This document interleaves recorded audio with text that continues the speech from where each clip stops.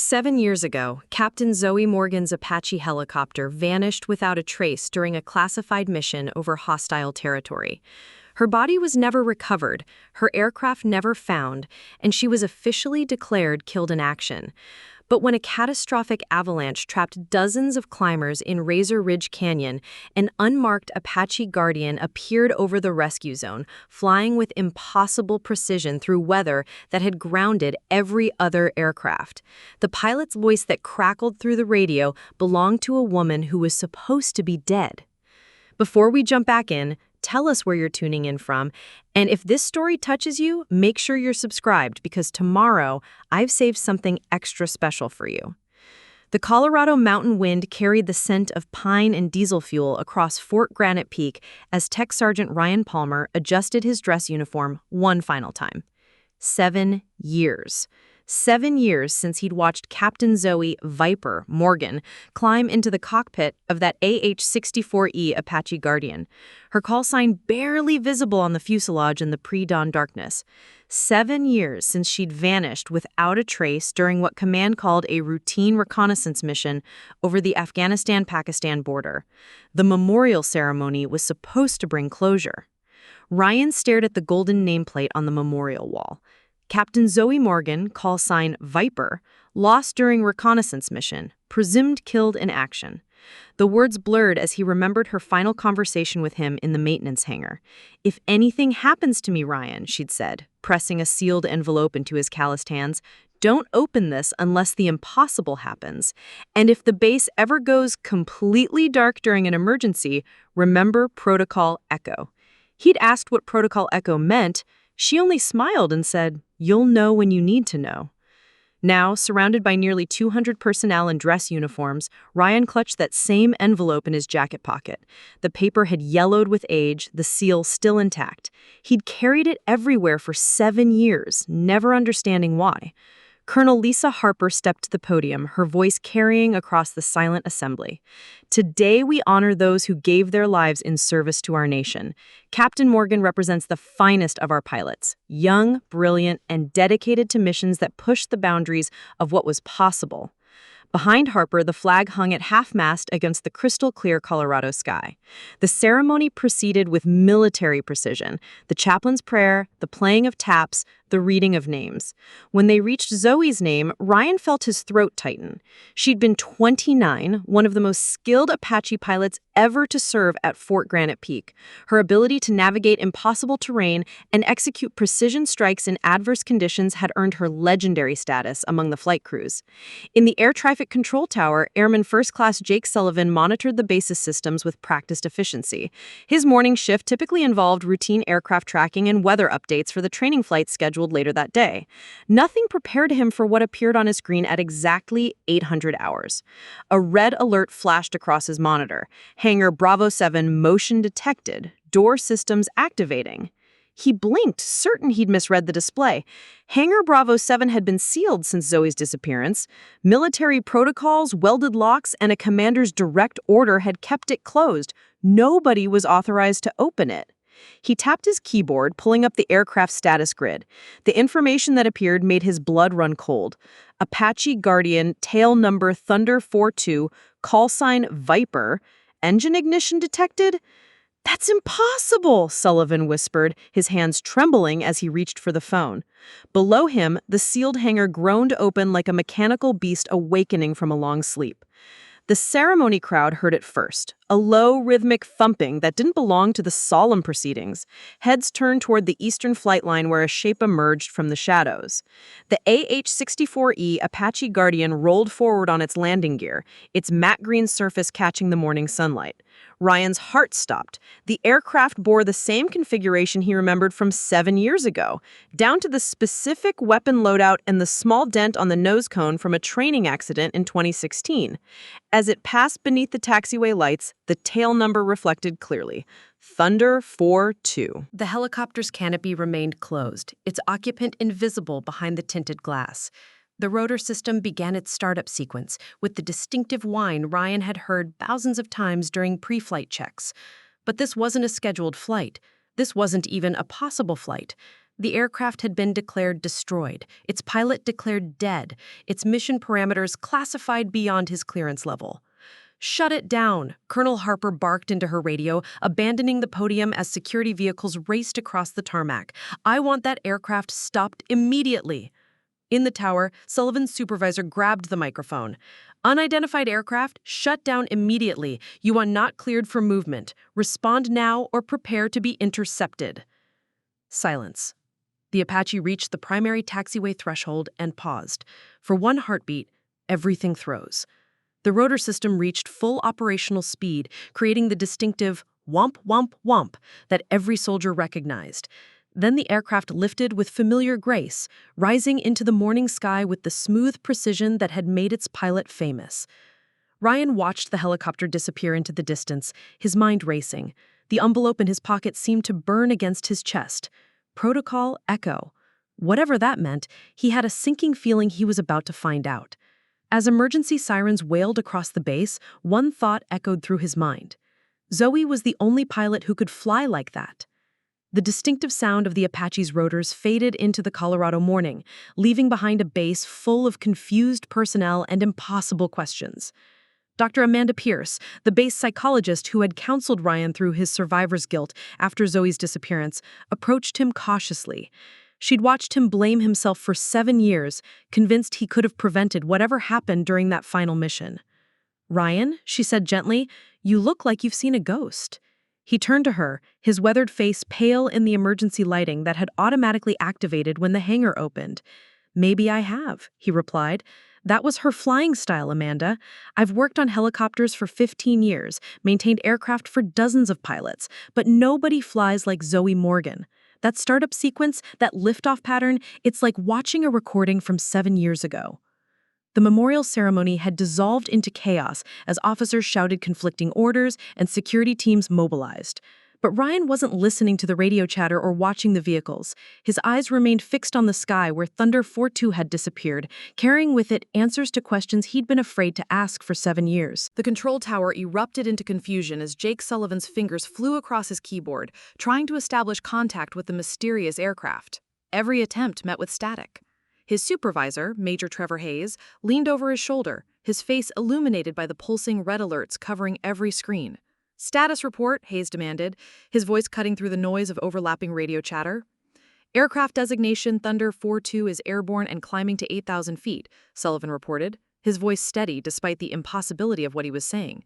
"But sir, this aircraft has been listed as destroyed for 7 years. The pilot was declared killed in action."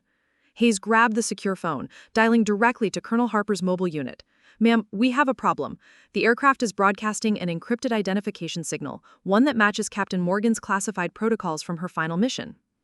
40 miles northeast of Fort Granite Peak, Razor Ridge Canyon was experiencing a disaster that would normally dominate every news cycle. A massive avalanche, triggered by unusual spring weather patterns, had trapped 63 climbers and rescue personnel in a narrow gorge. The Colorado National Guard had attempted 3 helicopter insertions, but brutal crosswinds and near-zero visibility had forced them to abort each mission. Weather conditions that made flying impossible for normal aircraft. Captain Nathan Gray, the search and rescue coordinator, stood beside his command vehicle, watching his rescue helicopter sit grounded on the makeshift landing zone. His radio crackled with increasingly desperate reports from the trapped survivors. Hypothermia was setting in. Medical emergencies were developing among the injured. Time was running out, and conventional rescue methods had failed completely. "Sir," came a voice from his communications specialist, Sergeant Emily Davis, "we're receiving an unusual transmission on the emergency frequency. It's an aircraft requesting permission to enter the rescue zone." Gray grabbed the radio. "This is Rescue Command. All aircraft have been grounded due to weather conditions. No flight operations are authorized in this area." The voice that responded was clear, confident, and unmistakably female. "Rescue Command, this is Apache Guardian Thunder 4-2. I have visual on the avalanche site and can execute precision extraction in current conditions. Request permission to begin rescue operations." Gray stared at his radio in disbelief. The Weather Service had declared flying conditions impossible. Wind shear that could tear an aircraft apart, visibility near zero, and turbulence that had already forced 3 emergency landings. "Negative, Thunder 4-2. Current conditions are beyond safety parameters for any aircraft. Return to base immediately." the response came with quiet determination. "Rescue Command, there are people dying down there. I can reach them, trust me." Something in the pilot's voice made Gray pause. In 20 years of search and rescue operations, he'd learned to recognize the difference between pilot bravado and genuine capability. Above the canyon, the AH-64E Apache Guardian moved through the turbulent air with supernatural precision. The helicopter danced between wind shears that should have been fatal, navigating by instruments and instinct through conditions that meteorologists had declared impossible for flight operations. In the cockpit, Captain Zoe Morgan felt the familiar rhythm of emergency flying, the zone where training and intuition merged into something approaching telepathy with her aircraft. She'd been monitoring emergency frequencies since leaving Fort Granite Peak, waiting for exactly this kind of situation. Protocol Echo operatives didn't surface without purpose. The avalanche at Razor Ridge Canyon provided the perfect cover for her return, a humanitarian mission that would demonstrate her capabilities while serving a legitimate rescue purpose. The Apache descended through the storm like a predator hunting prey, its sensors cutting through the chaos to identify heat signatures among the trapped survivors. Zoe's modifications to the aircraft's avionics, made during 7 years of clandestine operations, allowed her to see what conventional rescue helicopters could not: thermal imaging, enhanced navigation systems, and atmospheric compensation technology that didn't officially exist. Rescue Command, I have eyes on survivors. Beginning extraction sequence. Gray's radio erupted with protests from his team, but he found himself issuing clearance despite every protocol screaming against it. Thunder 4-2, you are cleared for rescue operations, but I want constant communication. Any sign of trouble, you abort immediately. The Apache dropped into the canyon with controlled aggression, its rotor wash clearing snow and debris from a barely adequate landing zone. Survivors who had given up hope watched in amazement as the military helicopter touched down in conditions that had defeated every previous rescue attempt. The pilot emerged briefly, her face obscured by helmet and visor, directing survivors toward the aircraft with practiced efficiency. One by one, the most critically injured were loaded into the Apache's cabin. Each extraction required precise timing, lifting off just as wind conditions allowed, climbing through violent turbulence, and delivering patients to the medical staging area before returning for the next group. It was flying that bordered on the impossible, executed by someone who seemed to know exactly where every wind current and atmospheric disturbance would occur. Ryan Palmer received the emergency call at Fort Granite Peak just as the base was mobilizing its own response teams. "We need your best Apache maintenance crew at Razor Ridge Canyon," came the urgent message from Search and Rescue Command. "We have an aircraft performing extractions that shouldn't be possible, and we need technical support standing by." As Ryan loaded his equipment into the transport vehicle, Dr. Pierce approached with obvious concern. "You think it's really her, don't you?" she asked. Ryan looked toward the distant mountains where Razor Ridge Canyon carved its path through the Colorado wilderness. "I know it's her," he replied. "That flight pattern, that precision in impossible conditions, only one pilot I ever knew could pull this off." The transport convoy left Fort Granite Peak under emergency protocols, racing toward a rescue operation that was rewriting the rules of what was considered possible in military aviation. Behind them, Colonel Harper coordinated with federal authorities, trying to understand how a dead pilot was conducting the most impressive rescue operation in Colorado history. In the canyon, the Apache Guardian continued its impossible mission, dancing through conditions that should have been fatal, saving lives that conventional wisdom had declared beyond rescue. Each successful extraction raised more questions about the mysterious pilot who flew like she knew the mountains personally, who navigated storms like she could see the wind itself. The rescue operation at Razor Ridge Canyon had become the most watched emergency response in Colorado history. News helicopters circled at a safe distance, their cameras capturing footage of an Apache Guardian performing what aviation experts were calling impossible maneuvers. The mysterious pilot had successfully extracted 47 survivors in conditions that had grounded every other aircraft, including specialized high-altitude rescue helicopters. Captain Nathan Gray stood at the command post, watching the Apache make its 15th approach into the canyon. Each landing was executed with mathematical precision, the helicopter touching down in wind conditions that registered as dangerous on every meteorological instrument. "Sir," Sergeant Emily Davis called from the communication station, "we're getting calls from the Pentagon. They want to know who authorized this operation." Gray grabbed the secure phone, his eyes never leaving the Apache as it lifted another group of survivors from the avalanche site. "This is Captain Gray, Rescue Command. We have an unidentified Apache Guardian conducting extractions under impossible conditions.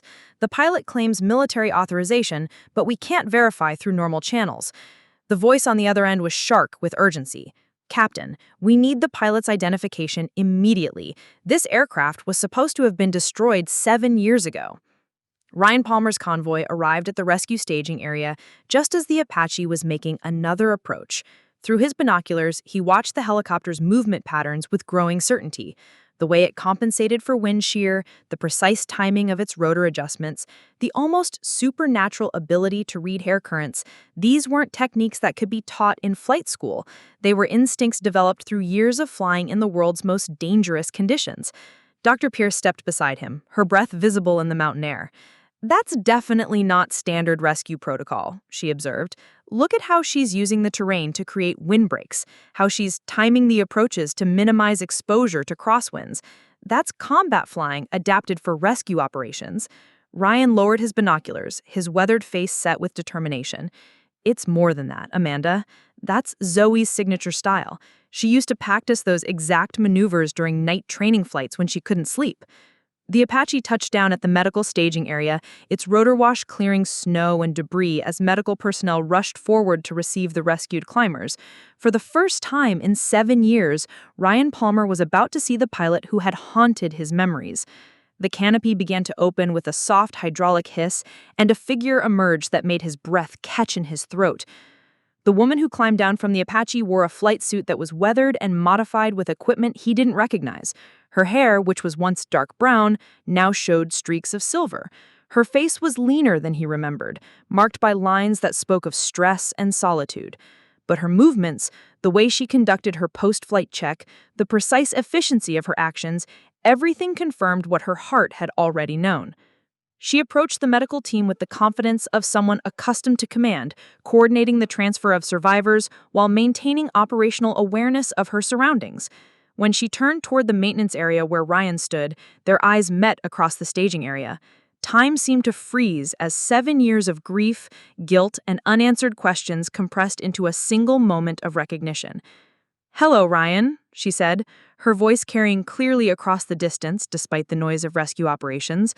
"I told you I'd come back when it mattered." Ryan's knees nearly buckled. Behind him, he heard Dr. Pierce's sharp intake of breath, followed by Captain Gray's voice on the radio.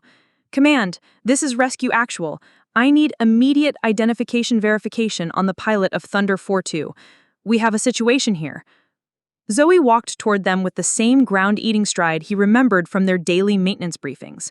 Her flight suit bore patches and modifications that weren't standard military issue, and her equipment harness included devices he'd never seen before. But her eyes held depths of experience that no 29-year-old should possess, the weight of secrets and missions that couldn't be shared.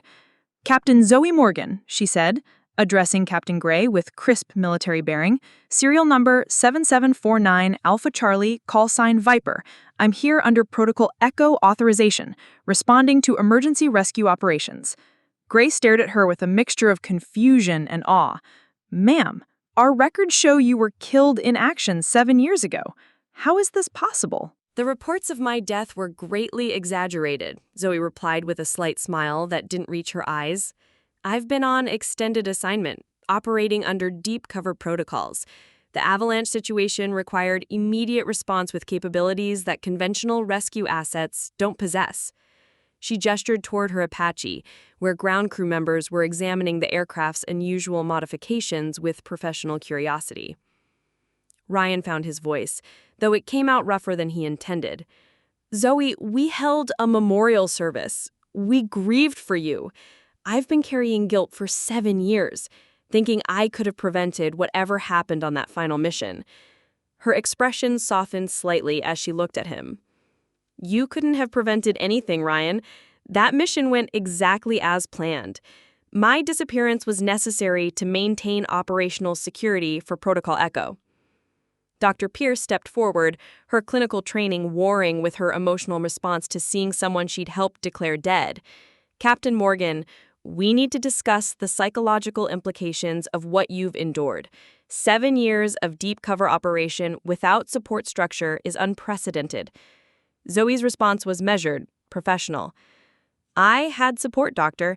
I had the knowledge that people like Ryan were maintaining the equipment, that officers like Captain Gray were asking the right questions about rescue capabilities, that analysts were noting unusual patterns in aviation incidents." The rescue operation continued around them as more survivors were brought up from the canyon. But the focus had shifted to the impossible pilot who was conducting the extractions. News crews were already broadcasting footage of the mysterious Apache Guardian, speculation running wild about the identity of the pilot who could fly in conditions that had defeated all other aircraft. Colonel Harper's voice crackled through Gray's radio. "Captain, we need the pilot brought to Fort Granite Peak immediately for debriefing. This situation has implications beyond rescue operations." Zoe heard the transmission and nodded calmly. "I'll accompany you back to base, Captain Gray, but first, I need to complete the rescue mission. There are still people down there who need extraction." As if to emphasize her point, her radio erupted with desperate calls from the remaining survivors in the canyon. Hypothermia was advancing among the trapped climbers, and medical emergencies were developing that required immediate evacuation. Zoe looked toward the canyon, then back at the assembled personnel. "Gentlemen, I suggest we continue this conversation after everyone is safely extracted. Lives take priority over explanations." She turned and walked back toward her Apache, conducting a rapid pre-flight inspection with movements that were familiar and subtly different from what Ryan remembered. 7 years had changed her, adding capabilities and knowledge that transformed her from an exceptional pilot into something approaching legend. The last group of survivors huddled in the depths of Razor Ridge Canyon represented the most challenging extraction of the entire operation. Trapped beneath an overhang of unstable ice and rock, accessible only through a narrow approach corridor that required precision flying beyond normal human capability, 3 climbers remained, including a severely hypothermic child whose condition was deteriorating rapidly. Zoe studied the approach through her helmet's enhanced display system, calculating wind patterns and structural stability with equipment that officially didn't exist. The modifications to her Apache's systems, developed during 7 years of clandestine operations, provided real-time analysis of environmental conditions that conventional aircraft couldn't match. "Rescue Command," she transmitted, "final approach will require maximum precision. Recommend clearing all non-essential personnel from the area." Captain Gray watched through binoculars as the Apache descended into the canyon for what everyone knew would be the most dangerous extraction attempt. The approach required threading between 2 rock formations with less than 10 feet of clearance on either side, while compensating for wind shear that changed direction every few seconds. "That's impossible," muttered one of his rescue specialists. "Nobody can fly through that gap in these conditions." But Zoe had been preparing for exactly this kind of mission for 7 years. Her deep cover assignment with Protocol Echo had taken her to some of the world's most dangerous locations, perfecting rescue techniques in environments where failure meant death for both pilot and survivors. She'd flown through sandstorms in Syria, extracted personnel from mountain peaks in Afghanistan, and conducted impossible insertions in places that didn't appear on any official map. The Apache entered the approach with mathematical precision, its enhanced navigation systems providing real-time feedback about structural stress and atmospheric conditions. Zoe could feel the aircraft responding to inputs that existed somewhere between conscious thought and pure instinct, the merger of pilot and machine that occurred only in the most critical situations. Ryan Palmer watched from the staging area, his hands clenched into fists, as memories of 7 years of guilt and grief competed with amazement at what he was witnessing. "She's flying like she knows exactly where every air current will be," he said to Dr. Pierce, like she's reading the mountain itself. The psychologist nodded, taking notes for what she knew would be an unprecedented case study. That level of environmental awareness suggests training and experience far beyond conventional military protocols. The extraction itself took less than 3 minutes, but those minutes redefined what rescue specialists considered possible. Zoe maneuvered the Apache into a hover position that required constant micro-adjustments to maintain stability, while rescue personnel loaded the final survivors. The child, barely conscious from hypothermia, was secured in the cabin with medical equipment that had been jury-rigged to function in the helicopter's confined space. "All survivors aboard," came the transmission as the Apache lifted from the canyon floor, proceeding to medical staging area. The flight out was no less impressive than the approach, with Zoe navigating through conditions that seemed to worsen specifically to test her capabilities. Wind shear that should have torn the aircraft apart was anticipated and compensated for with control inputs that appeared almost prescient. When the Apache touched down at the medical staging area for the final time, a crowd had gathered that included not just rescue personnel, but federal agents, military investigators, and media representatives who had been drawn by reports of impossible flying. The rescue operation had officially concluded, but the questions were just beginning. Zoe completed her post-flight inspection with ritualistic thoroughness, checking systems and documenting performance parameters with the precision of someone who knew that every detail mattered. When she finally stepped away from the aircraft, she carried herself with the bearing of someone accustomed to operating alone, making decisions that affected life and death without the luxury of consultation or backup. 63 survivors extracted, she reported to Captain Gray, all delivered to medical care within acceptable time parameters. 0 aircraft incidents, 0 personnel injuries during extraction operations. Her clinical summary couldn't capture the magnitude of what had been accomplished. A rescue operation that would be studied by aviation experts for decades, conducted by a pilot who wasn't supposed to exist. Ryan approached her as she secured her flight equipment, noting modifications and additions that spoke of years spent adapting and improving her capabilities. "Zoe," he said quietly, "what happened to you? Where have you been for 7 years?" She looked at him with eyes that held depths of experience he couldn't begin to comprehend. "I've been serving, Ryan, in ways that required me to disappear completely, to become someone else, to operate in places where conventional military presence would have been impossible." Dr. Pierce joined them, her professional curiosity balanced by genuine concern for someone she had once helped through a difficult psychological evaluation.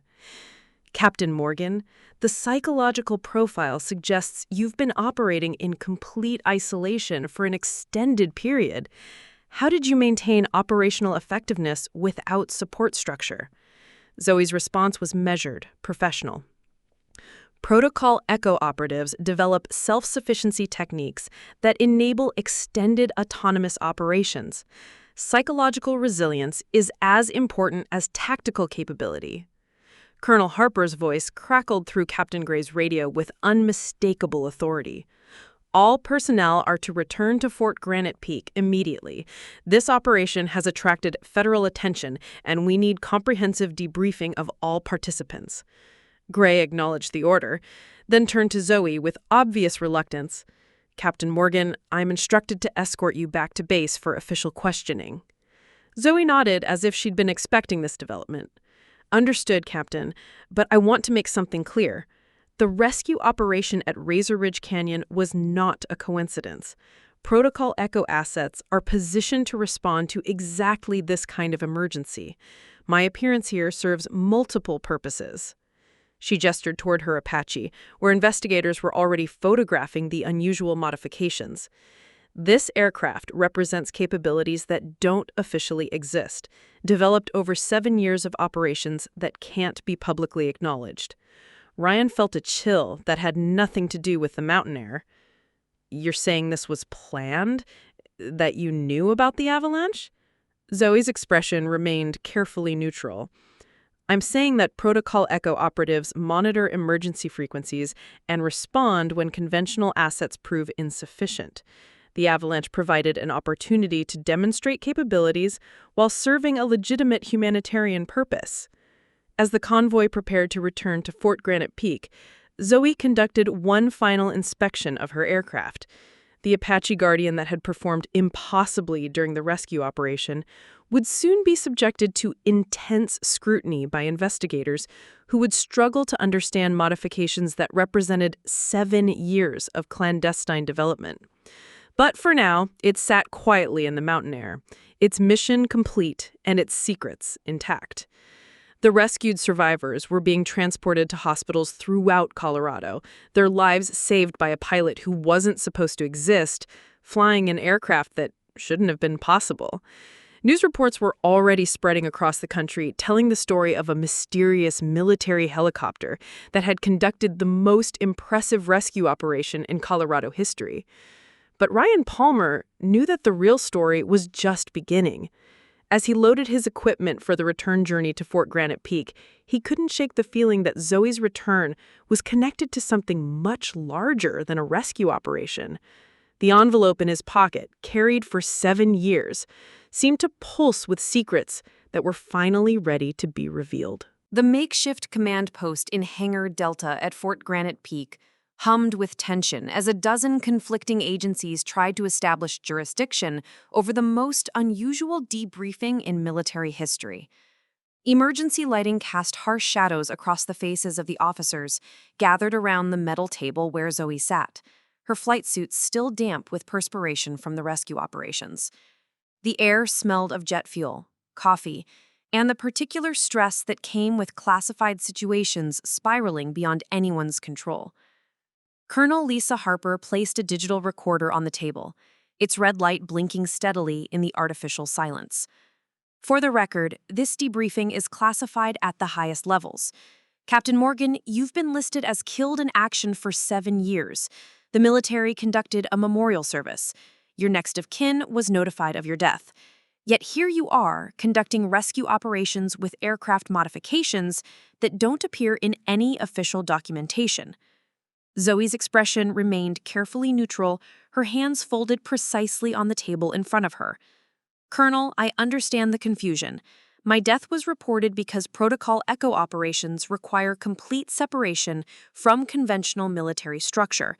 The mission I've been conducting for the past 7 years demanded absolute operational security. She paused, her eyes scanning the faces around the table, including separation from personnel who might have emotional attachments that could compromise mission integrity. Agent Kevin Lawson, who had arrived from Denver within hours of the rescue operation, leaned forward with barely contained skepticism.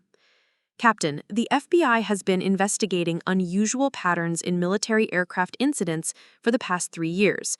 Helicopters appearing in locations where they shouldn't exist, conducting operations that don't match any official mission parameters. Are you telling us that's been you? I'm telling you that Protocol Echo exists to address threats that conventional military and intelligence services can't handle, Zoe replied calmly. The avalanche rescue was a secondary mission. My primary purpose for surfacing at this time relates to information I've gathered about domestic security threats that require immediate attention. She reached into her flight suit and withdrew a device that looked like a modified data storage unit. This contains 7 years of surveillance data on Summit Defense Corp and their infiltration of military installations.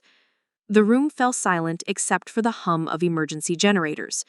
Dr. Pierce, who had been observing from the corner, stepped forward with obvious professional concern. Zoe, we need to establish your mental state. You've been operating in isolation for 7 years, conducting missions without support structure or psychological evaluation. That level of autonomy could have serious psychological consequences. I wasn't operating without support, Zoe said, turning to Ryan Palmer, who had been standing silently against the wall. Ryan, you kept the equipment maintained. You followed protocols you didn't understand, preserving operational capabilities for exactly this moment. Dr. Pierce, you established baseline psychological parameters that enabled Protocol Echo to assess my suitability for extended operations. She looked around the room with something approaching gratitude. Everyone in this room contributed to the mission, whether they knew it or not. Major Trevor Hayes entered the hangar with a tablet displaying real-time intelligence feeds. Colonel, we're receiving reports of similar electronic anomalies at installations in Nevada, Texas, and Virginia. Whatever Captain Morgan has been tracking, it appears to be activating across multiple sites simultaneously. Zoe nodded as if she'd been expecting this development. Summit Defense Corp has been planning a coordinated demonstration for potential buyers. My reappearance has accelerated their timeline. Ryan finally found his voice, though it carried 7 years of accumulated emotion. You're telling us that everything, the memorial service, the grief, the guilt I've been carrying, all of it was part of some operation?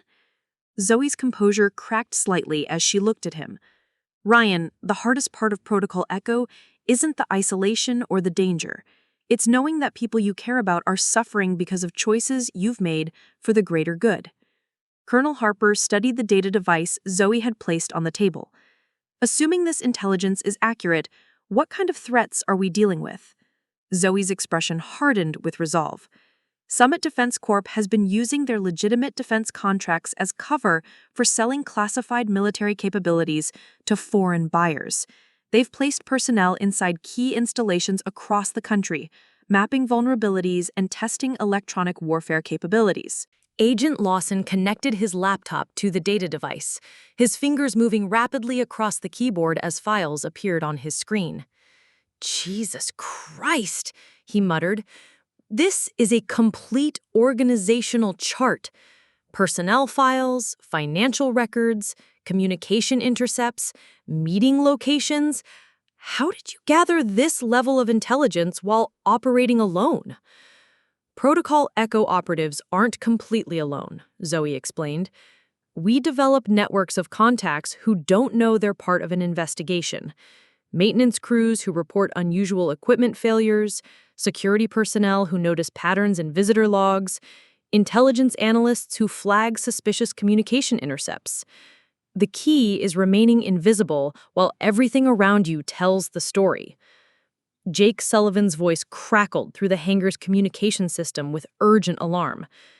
"Colonel Harper, we're experiencing system anomalies across all base networks." She stood up. Her military bearings suddenly intensified. "It's beginning. Summit Defense Corp is initiating their demonstration protocol. They're going to show potential buyers that they can compromise an entire military installation without detection." Dr. Pierce moved closer to the table, her psychological training warring with the operational reality unfolding around them. "Captain Morgan, the psychological profile suggests you've been carrying enormous responsibility for 7 years, making decisions that affect national security without consultation or oversight. That level of pressure could have broken most people. What kept you functional?" Zoe was quiet for a moment, her eyes distant as she remembered countless nights alone, the weight of secrets and the constant vigilance required to maintain her cover. "I kept a picture," she said finally, pulling a worn photograph from her wallet. "The view from this hangar at sunset, looking out over the flight line. I took it the day before my final official mission. The edges were soft with handling, the colors faded from 7 years of examination. Every time I doubted the mission, every time I wanted to come home, I looked at this picture and remembered what I was protecting. Not just the base, but the people who work here, the principles we swore to defend." She placed the photograph on the table where everyone could see it. "Protocol Echo operatives don't get normal lives, but we get purpose. We get the knowledge that somewhere, in ways that can't be acknowledged, we're making a difference." Major Hayes looked up from his tablet with growing alarm. "Colonel, the electronic probes are becoming more aggressive. We're losing system integrity across multiple departments. Whatever Summit Defense Corp is planning, it's accelerating rapidly." Zoe nodded grimly. "They know I've surfaced. They know their operation is compromised. Now they're moving to eliminate evidence and witnesses before we can act on the intelligence." The lights in Hangar Delta flickered as Fort Granite Peak's electronic infrastructure came under systematic attack. What had begun as subtle probes was escalating into full-scale electronic warfare, with base systems failing in carefully orchestrated sequences that spoke of intimate knowledge of the installation's vulnerabilities. Jake Sullivan's voice echoed through the emergency communication system with barely controlled panic. All departments, we are experiencing cascading system failures. Primary communications, radar arrays, and security protocols are being compromised from external sources. This is not a drill. The hangar's emergency lighting activated as the main power grid fluctuated, casting everything in harsh red shadows that made the assembled personnel look like actors in a war movie. Agent Lawson was frantically scrolling through the intelligence files Zoe had provided, his laptop screen, one of the few electronic devices still functioning normally. Captain Morgan, according to this data, Summit Defense Corp has been planning this demonstration for months. They've been testing electronic warfare capabilities against military installations, building up to a coordinated attack that would prove their capabilities to potential buyers. Zoe moved to the hangar's main window, looking out at her Apache Guardian sitting on the darkened flight line. The helicopter's modified systems were designed to operate independently of base infrastructure, making it one of the few assets that would remain functional during a complete electronic warfare attack. The demonstration isn't just about proving they can compromise military systems, she said. It's about showing they can do it without leaving evidence, without triggering conventional security responses. Colonel Harper grabbed the analog radio, one of the few communication devices still operating. All units, this is base command. We are under electronic attack. Switch to manual procedures immediately. Prepare for possible infiltration attempts. Her voice carried the authority of someone who had trained for this scenario, but never believed it would actually occur. Dr. Pierce studied Zoe's demeanor with professional interest, noting how the crisis seemed to energize rather than stress her. "You've been preparing for this specific scenario, haven't you?" she asked. 7 years of deep cover operations, gathering intelligence, positioning assets, all of it? Building toward this moment? Protocol Echo exists because there are threats that conventional military structure can't address. Summit Defense Corp has been infiltrating military installations for years, policing personnel in key positions, mapping vulnerabilities, developing the capability to neutralize entire bases without firing a shot. My mission was to document their network while remaining completely invisible to their security apparatus. Ryan Palmer watched the base's systems fail with growing understanding of the envelope he'd carried for 7 years. "The instructions you gave me," he said, pulling the yellowed paper from his pocket, "they weren't just about remembering you. They were operational protocols, weren't they?" Zoe turned from the window, her expression softening as she saw him holding the envelope she'd entrusted to him so long ago. "Open it, Ryan. You've carried it long enough." With trembling hands, Ryan broke the seal he'd kept intact for 7 years. The message inside was brief, but comprehensive. "If you're reading this, Protocol Echo has been activated. The base infrastructure has been compromised since construction. The aircraft returning is not a threat, it's the solution. Trust the pilot, trust the mission. Summit Defense Corp personnel are embedded throughout the installation. Maintain operational security until federal authorities arrive." Major Hayes looked up from his tablet with alarm. "Colonel, we're receiving reports of similar electronic attacks at installations across the country. This isn't just Fort Granite Peak. It's a coordinated assault on military infrastructure nationwide." Zoe nodded as if this development was expected. Summit Defense Corp is demonstrating their capabilities to multiple potential buyers simultaneously. Each installation that falls proves the value of their infiltration techniques. Agent Lawson was coordinating with FBI offices across the country, his secure phone one of the few communication devices still functioning. "Yes, sir. We're tracking arrests at 17 installations so far. The intelligence Captain Morgan provided is enabling simultaneous operations against the entire network." He paused, listening to reports from field offices. "But, sir, we're also getting reports of armed resistance at several locations. This isn't just electronic warfare. They're prepared to fight." The sound of approaching helicopters filled the air, but these weren't military aircraft. The distinctive rotor signatures belonged to civilian helicopters, the kind used by private security companies. Zoe was already moving toward the hangar's side exit, her movements precise and purposeful. "Those aren't federal reinforcements," she said grimly. "Summit Defense Corp has contingency plans for operational compromise. They're here to eliminate witnesses and destroy evidence." Colonel Harper drew her sidearm as armed figures fast-roped from the helicopters onto the base perimeter. These weren't regular security personnel. They were military contractors, equipped with advanced weapons and night vision equipment. "All personnel, we are under direct attack. Take defensive positions immediately." But Zoe was already outside, moving through the shadows toward her Apache Guardian. The helicopter's systems came online with remarkable speed, its enhanced avionics package proving its worth as base infrastructure continued to fail around them. "Thunder 4-2, to any friendly units. I'm going airborne to coordinate defensive response. Maintain positions and trust federal backup is en route." Ryan watched through the hangar windows as the Apache's rotor spun up, its modified systems allowing it to operate while everything else on the base was being systematically compromised. "She's not just a pilot," he realized aloud. "She's been turned into a weapons system specifically designed to counter this kind of attack." Dr. Pierce was already treating wounded personnel as the battle intensified around the hangar. The psychological preparation required for this kind of operation?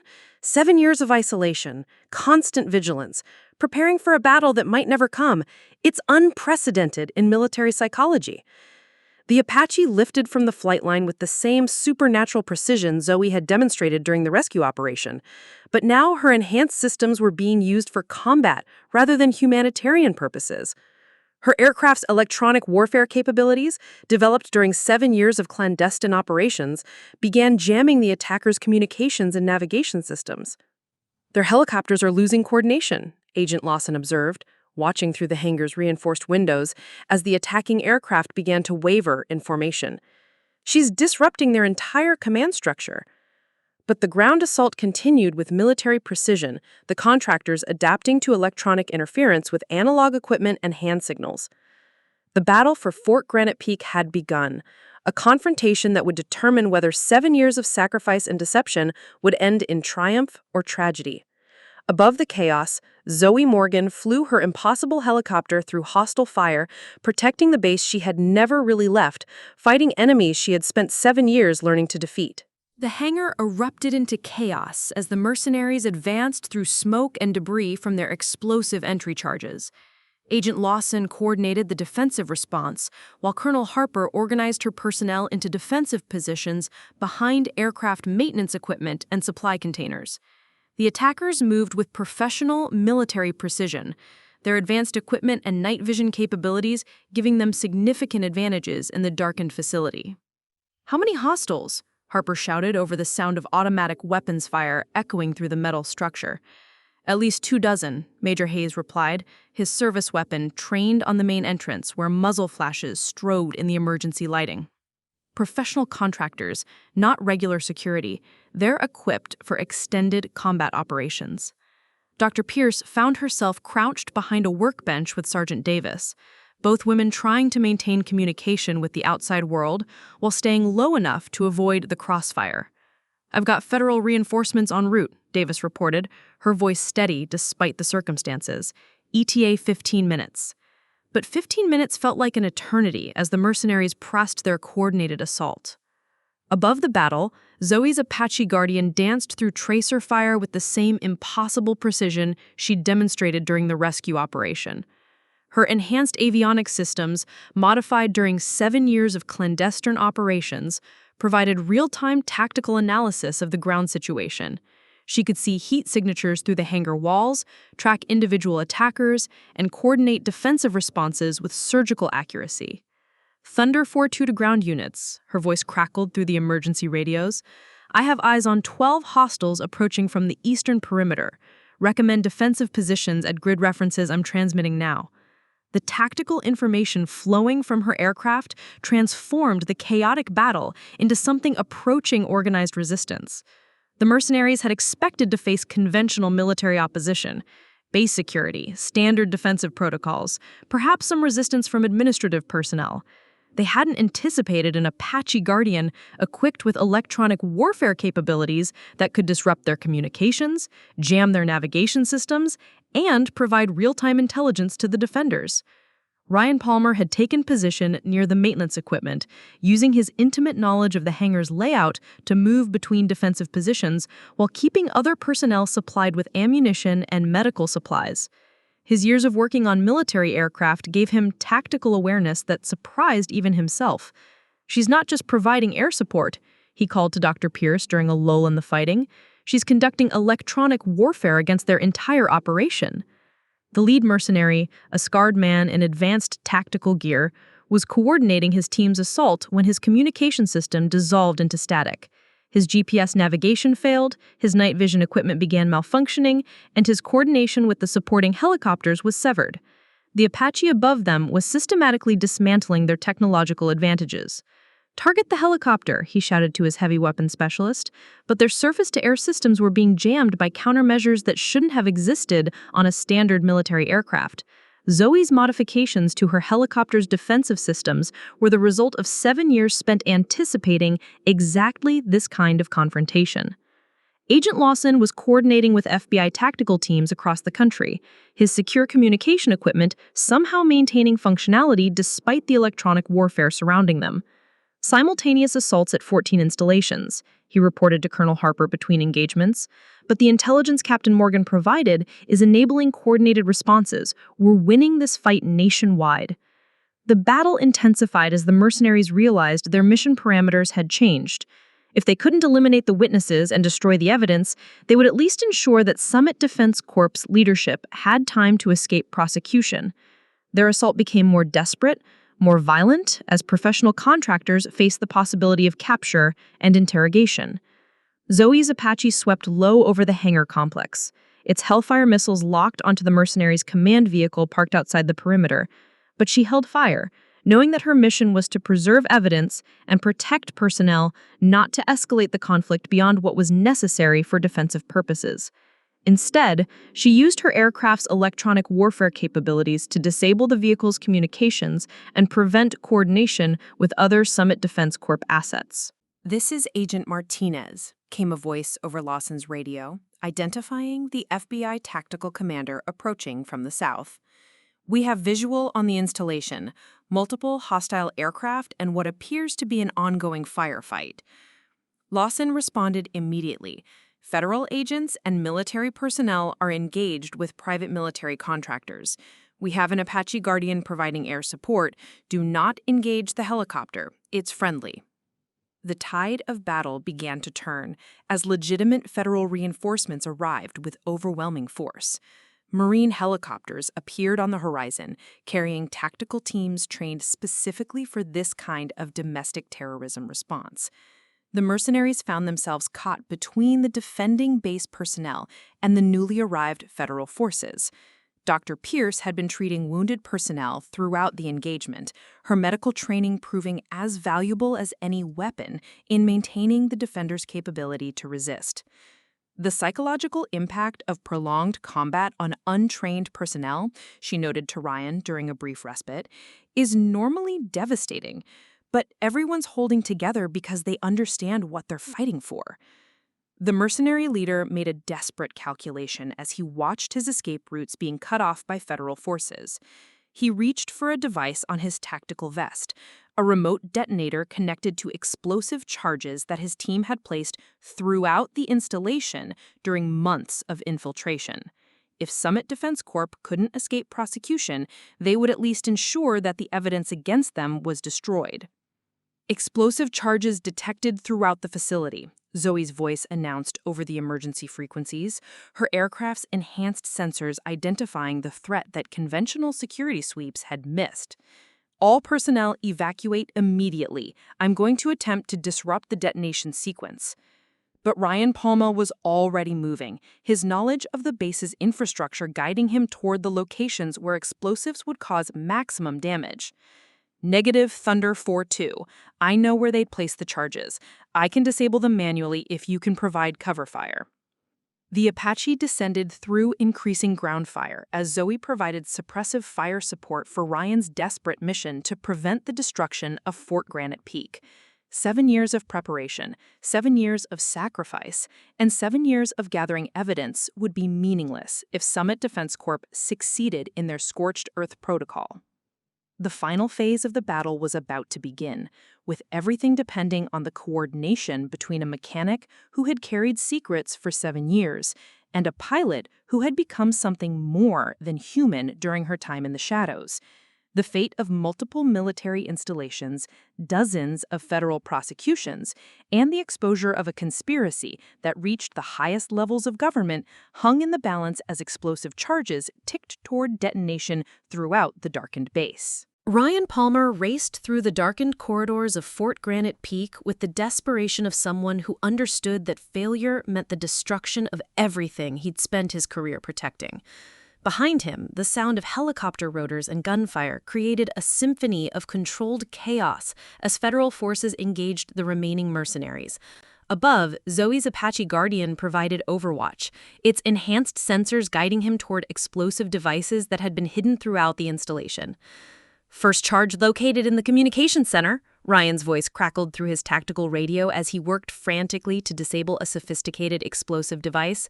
His hands moved with the precision of someone who had spent decades working with complex mechanical systems, but the bomb's construction was beyond anything he'd encountered in conventional military service. "This isn't standard military ordnance. This is high-end terrorist equipment." Zoe's voice responded immediately, her aircraft maintaining a protective orbit around the base while coordinating with incoming federal forces. "Ryan, I'm transmitting technical specifications to your tablet. These devices were manufactured by Summit Defense Corp's Weapons Division. I've been tracking their production for 3 years. The information appeared on his screen just as he needed it, detailed schematics that enabled him to identify the critical components. Agent Lawson had established a command post in the vehicle bay, coordinating with FBI tactical teams that were systematically securing the installation. "We have confirmation of arrests at installations in Nevada, Texas, Virginia, and Colorado," he reported to Colonel Harper. "The entire Summit Defense Corp network is being rolled up simultaneously, but we need to preserve the evidence here to make the prosecution stick." The mercenary leader watched his carefully planned operation dissolve into failure as federal forces overwhelmed his remaining personnel. His final gambit, the explosive destruction of Fort Granite Peak, was being systematically dismantled by a mechanic who somehow possessed detailed knowledge of his organization's weapons systems. Through his tactical scope, he could see Ryan Palmer working on the third explosive device, guided by information that should have been impossible for anyone outside Summit Defense Corp to possess. Dr. Pierce had transformed the hangar's medical station into a trauma center, treating both military personnel and captured mercenaries with equal professional competence.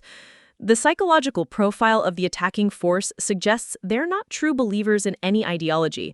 They're professionals who expected a quick, clean operation. This kind of prolonged resistance is breaking their operational confidence. The Apache Guardian descended through the complex airspace around the base, its pilot demonstrating flying capabilities that redefined what military aviation experts considered possible. Zoe was simultaneously conducting close air support, electronic warfare operations, and tactical reconnaissance, while maintaining communication with ground forces, federal agencies, and emergency services. Her 7 years of protocol echo training had transformed her into something approaching a one-person air force. "Fourth charge neutralized," Ryan reported, his voice showing the strain of working under extreme pressure, while gunfire echoed through the facility. "But Thunder 423, there are at least 6 more charges based on the specifications you provided. I can't reach them all before the timer sequence activates." The explosive devices were networked, designed to detonate simultaneously in a chain reaction that would level the entire installation. Zoe's response was immediate and decisive. "Ryan, get to the main power distribution center. If I can overload the base's electrical grid at precisely the right moment, the electromagnetic pulse should disrupt the detonation sequence. But the timing has to be perfect. You'll have less than 30 seconds to complete the manual override." Agent Martinez's voice crackled through the tactical frequency as Marine reinforcements secured the perimeter. "All units, this is Federal Tactical Command. We have the situation contained, but we're tracking additional Summit Defense Corp assets approaching from multiple directions. This battle isn't over yet."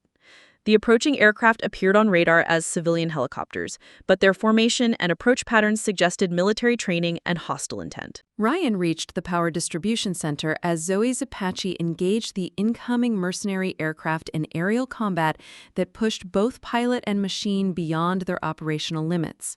Through the facility's windows, he could see tracer fire streaking through the night sky as the most advanced helicopter in military service battled aircraft that shouldn't have been able to match its capabilities. "They've upgraded their equipment," Zoe transmitted, her voice tight with concentration as she maneuvered through missile fire that was tracking her aircraft with alarming accuracy. Summit Defense Corp has been developing countermeasures specifically designed to neutralize Protocol Echo assets. This was planned as a trap. But Ryan was already working on the power distribution panel, his years of electrical experience allowing him to understand the complex systems that powered Fort Granite Peak. "Thunder 4-2, I'm ready for the electromagnetic pulse. But you need to know, if we overload the grid, we'll lose all power to the base for at least 6 hours. Emergency services, life support, everything." "Better than losing the base entirely," Zoe replied, her Apache dancing between incoming missiles while maintaining fire control on the attacking aircraft. "Federal forces have backup power systems. The priority is preserving the evidence and protecting personnel." The aerial battle intensified as more mercenary aircraft arrived, their pilots demonstrating skills that suggested military training and access to advanced weapon systems. Colonel Harper coordinated the ground defense while monitoring the aerial engagement through night vision equipment. "Agent Lawson, how long until additional federal air support arrives?" The FBI coordinator checked his communication systems, noting the degradation caused by ongoing electronic warfare. "Unknown. Summit Defense Corp is jamming federal frequencies while maintaining their own communications. They've been planning this contingency for years." Dr. Pierce continued treating casualties while observing the psychological dynamics of the battle. "The defending personnel are showing remarkable resilience," she noted. "Knowing that Captain Morgan is overhead, that her 7-year mission led to this moment is providing psychological anchoring that's keeping everyone functional under extreme stress." The countdown to explosive detonation reached its final phase as Ryan completed his preparations for the electromagnetic pulse. Above, Zoe engaged multiple enemy aircraft in combat that would be studied by aviation experts for decades, if anyone survived to tell the story. The fate of Fort Granite Peak, the evidence against Summit Defense Corp, and the lives of everyone present depended on perfect coordination between a mechanic who had carried secrets and a pilot who had become legend. "Initiating electromagnetic pulse in 10 seconds, Ryan announced. "Thunder 4-2, whatever you're going to do it now." The power distribution center hummed with dangerous energy as systems designed for routine-based operations were pushed beyond their safety limits. Outside, the battle for air superiority continued with increasing desperation as both sides fought for the ultimate victory that would determine the fate of a conspiracy 7 years in the making. The electromagnetic pulse erupted from Fort Granite Peak's power grid with the force of a controlled lightning strike, creating a dome of electrical energy that swept across the installation like an invisible tsunami. Every electronic device within a mile radius shut down simultaneously. Explosive timers, mercenary communications, aircraft navigation systems, and even Zoe's Apache Guardian, which dropped from the sky in a controlled auto-rotation that required every skill she developed during 7 years of impossible flying. Ryan Palmer watched through the power center's reinforced windows as the Apache touched down hard but intact on the main runway, its enhanced systems offline, but its pilot alive. The explosion he'd been dreading never came. Instead, silence fell over Fort Granite Peak like a heavy blanket, broken only by the distant sound of federal helicopters approaching with backup power systems that had been shielded from the electromagnetic effects. "All explosive devices neutralized," came Agent Lawson's voice over analog radio systems, the only communication equipment still functioning in the aftermath of the pulse. "I repeat, all charges have been rendered safe. The detonation sequence was completely disrupted." The relief in his voice was matched by similar reports from the teams that had spread throughout the installation, confirming that Ryan's desperate gambit had succeeded. Colonel Harper emerged from the hangar complex as emergency lighting began to flicker back online, powered by generators that had been protected from the electromagnetic effects. Around her, federal agents were processing captured mercenaries, while technicians worked to restore critical base systems. "Status report on all personnel," she called into her radio. "I want confirmation that everyone made it through this intact." Dr. Pierce was conducting psychological evaluations of both military personnel and captured contractors, her medical training allowing her to assess the human cost of the battle that had just concluded. "The defending personnel are showing remarkable psychological resilience," she reported to Colonel Harper, "but the captured mercenaries are experiencing significant stress reactions. They weren't prepared for this level of resistance or for the failure of their technological advantages." Agent Martinez coordinated with FBI offices across the country, receiving reports of successful operations at 17 military installations where Summit Defense Corp had attempted to execute their demonstration protocols. "Total arrests now exceed 200 personnel," he announced to the assembled command staff. "We have the entire network in custody, from low-level technicians to senior executives. This is the largest domestic terrorism prosecution in federal history." Zoe walked across the darkened flight line toward the hangar where her colleagues waited, her flight suit torn from emergency egress procedures, but her bearing still carrying the confidence of someone who had completed a 7-year mission. The Apache Guardian behind her was a testament to what Protocol Echo could accomplish, an aircraft modified beyond conventional recognition, flown by a pilot who had transformed herself into something approaching legend. "Ma'am," Ryan said as she approached, his voice carrying 7 years of accumulated emotion, "I need to ask you something that's been bothering me since the rescue operation. The modifications to your aircraft, the knowledge of Summit Defense Corp's weapon systems, the coordination with federal agencies, how long have you been planning for exactly this scenario?" Zoe looked at him with eyes that held depths of experience that couldn't be easily explained. "Protocol Echo operatives don't plan for specific scenarios, Ryan. We prepare for possibilities, develop capabilities that can be adapted to whatever threats emerge. The rescue operation at Razor Ridge Canyon wasn't coincidence, it was opportunity.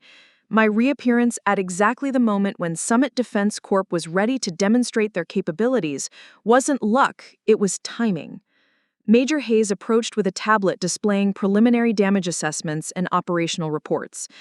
"Captain Morgan, the Pentagon wants a complete debriefing on Protocol Echo capabilities and operational parameters.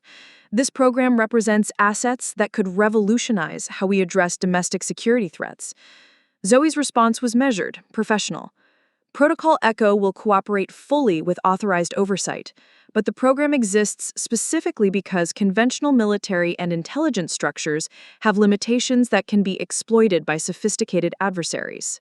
Agent Lawson was processing evidence collected from the Summit Defense Corp network, digital files, and physical materials that would support prosecutions across multiple federal districts. "Captain, the intelligence you gathered over 7 years is more comprehensive than anything conventional surveillance could have produced. Financial records, communication intercepts, personnel assessments, operational planning documents. It's a complete picture of how domestic terrorism networks operate within legitimate business structures." Dr. Pierce completed her preliminary psychological evaluation of Zoe, noting capabilities and adaptations that challenged conventional understanding of human performance under extreme stress. 7 years of isolation, constant vigilance, and preparation for scenarios that might never occur should have produced significant psychological pathology, she told Colonel Harper. Instead, Captain Morgan demonstrates enhanced cognitive function, improved stress response, and operational capabilities that exceed normal human parameters. The sun began to rise over Fort Granite Peak, revealing an installation that had been transformed by the night's events.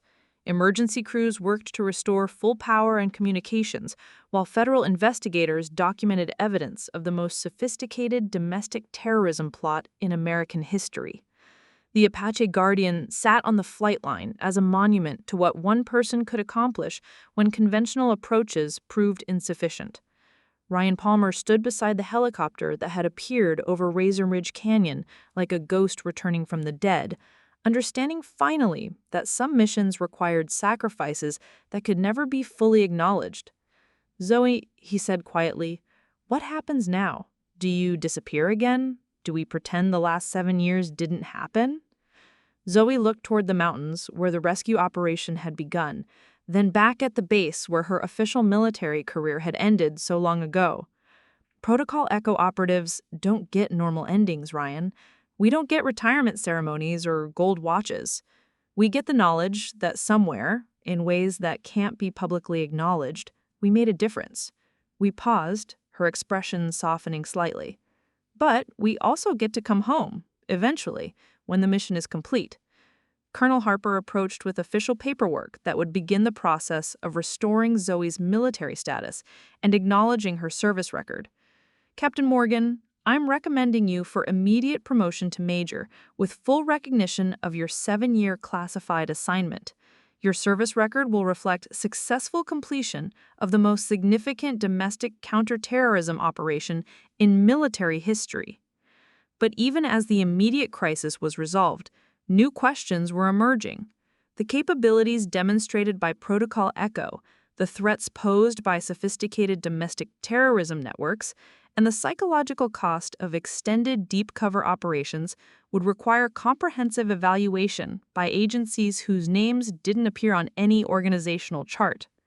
The battle for Fort Granite Peak was over, but the war against threats that existed within American society itself would continue, fought by people who chose duty over recognition, service over safety, and sacrifice over personal happiness. Some heroes received medals in parades. Others disappeared into the shadows and were remembered only by those who understood that the greatest service often required the greatest sacrifice. 3 weeks after the events at Fort Granite Peak, the media coverage had finally begun to fade.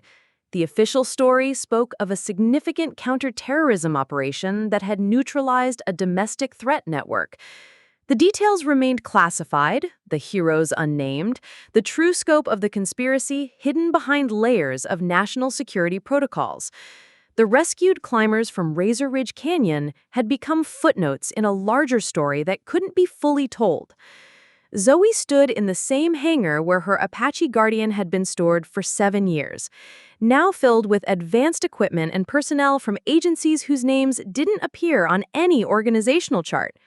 Her aircraft had been upgraded again, fitted with technology that pushed the boundaries of what was possible in rotary wing aviation. The modifications represented not just improvements, but preparation for missions that would take her even further into the shadows. Dr. Pierce approached with a final psychological evaluation report, her assessment reflecting months of analysis and observation. "Your psychological profile shows remarkable adaptation to extreme operational requirements," she said, reviewing her notes. 7 years of isolation followed by high-intensity combat operations should have produced significant stress reactions. Instead, you demonstrate enhanced cognitive function and improved operational capabilities. Protocol Eco training is designed to build psychological resilience, Zoe replied, running her hand along the Apache's modified rotor assembly. But it's not about suppressing normal human responses. It's about channeling them into operational effectiveness. The isolation taught me self-reliance. The constant vigilance developed situational awareness. The knowledge that people were depending on my success provided motivation that sustained me through the darkest periods. Agent Lawson joined them, carrying a secure briefcase containing new mission parameters. "Major Morgan, the intelligence you gathered on Summit Defense Corp has led to additional discoveries. We've identified 2 other networks operating similar infiltration strategies against military and civilian infrastructure. The operations are based in Southeast Asia and Eastern Europe, with connections to state-sponsored terrorism and organized crime syndicates." Ryan Palmer emerged from beneath the Apache, having completed final maintenance checks on systems that represented the cutting edge of military aviation technology. His weathered hands were stained with hydraulic fluid, but his eyes were clear for the first time in years. The guilt and grief that had haunted him for 7 years had been replaced by understanding and purpose. "She's ready," he announced, standing up slowly and wiping his hands on a maintenance rag. Every system checks out perfectly. Enhanced navigation, electronic warfare capabilities, extended-range fuel systems, this aircraft can operate independently for months without ground support. He paused, looking at Zoe with an expression that combined pride and concern. But I have to ask, how long this time? Zoe's response was measured, honest. Unknown. Deep cover operations don't operate on schedules, and the threats we're facing are more sophisticated than Summit Defense Corp. The new assignment could take 5 years, could take 10 years. The only certainty is that when protocol eco-assets surface, it means the mission has reached a critical phase. Colonel Harper approached with official orders that would formally begin Zoe's next assignment. Major Morgan, your new identity has been established. Dr. Sophia Chen, aerospace engineer specializing in rotary wing design, recently hired by Pacific Dynamics Corporation. Your cover story includes advanced degrees from MIT and Stanford with a specialty in flight control systems for extreme environmental operations. And the extraction protocols? Zoe asked, though she already knew the answer. Same as before. You go dark until mission completion or until circumstances force activation. The difference is that now we understand Protocol Eco's capabilities. If something happens to you, we won't spend years assuming you're dead. Harper's voice carried both respect and concern. But Major, we also understand the personal cost. No one would question your decision if you chose conventional assignment after what you've endured. Zoe looked around the hangar at the people who had become her anchor to the world she was preparing to leave again. Ryan Palmer, who had carried her secrets for 7 years without understanding their significance. Dr. Pierce, who had documented the psychological journey of someone who had chosen duty over personal happiness. Colonel Harper, who had supported operations she couldn't fully comprehend. Agent Lawson, who represented the federal agencies that would depend on intelligence she would gather in places that didn't exist on official maps. I've been thinking about that, Zoe said, pulling a new photograph from her wallet. It showed the same view from the hangar that had sustained her through 7 years of exile, but updated to include the modifications and improvements that had resulted from the Summit Defense Corp investigation. Protocol Echo operatives don't serve because it's easy or because it provides conventional rewards. We serve because there are threats that can't be addressed through normal channels, enemies that can only be defeated by people willing to disappear completely. Dr. Pierce made final notes in her psychological evaluation. The level of commitment required for this kind of service, she observed, represents a form of patriotism that most people couldn't sustain. You're voluntarily giving up everything that defines normal human existence, relationships, recognition, personal identity, for the sake of protecting people who will never know you exist. But I'm not giving up everything, Zoe replied, looking at the photograph that would accompany her on her next assignment. I'm carrying forward the knowledge that somewhere people like Ryan are maintaining the equipment that makes our missions possible, that officers like Colonel Harper are asking the right questions about security threats, that analysts like Agent Lawson are connecting patterns that reveal enemy operations. As the sun began to set over the Colorado mountains, Zoe climbed into the cockpit of her Apache Guardian for what might be the final time from this particular hangar. The familiar controls felt like extensions of her body, the aircraft responding to her touch with the precision of a perfectly tuned instrument. But this time, there was no crowd watching, no ceremony marking her departure.